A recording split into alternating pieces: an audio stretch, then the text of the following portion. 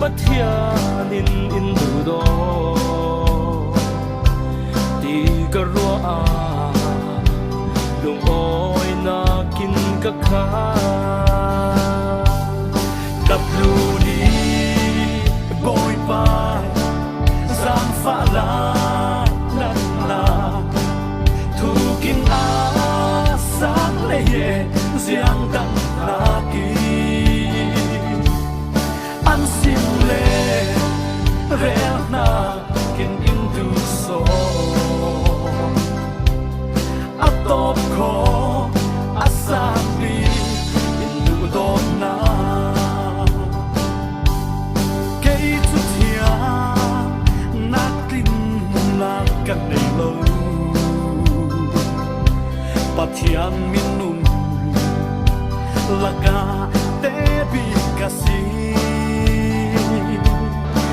man se kabon pan rin bu van lai bang giặc lên đó vinh y ter cặp lu đi bôi pa gian pha la nát na thu kim a sáng lệ riêng đằng na ki an xin le reo na kin indu so atop ko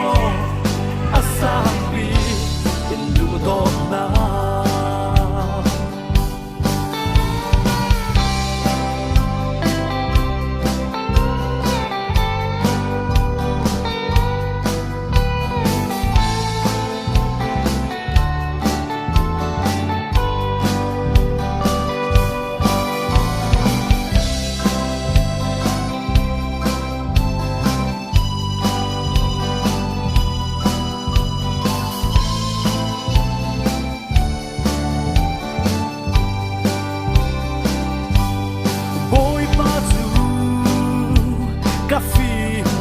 le bồi na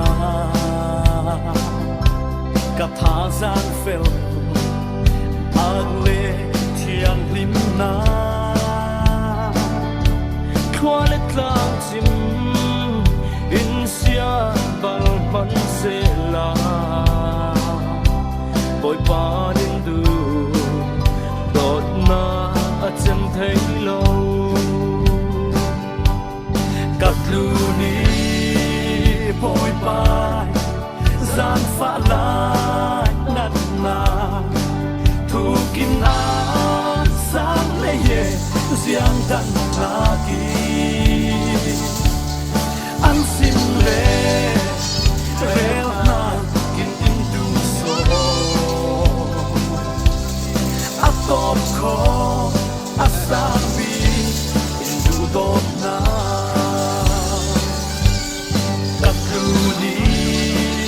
e boy pa gian pha la nát na thu kin a sáng lệ ye riêng đằng na ki an xin le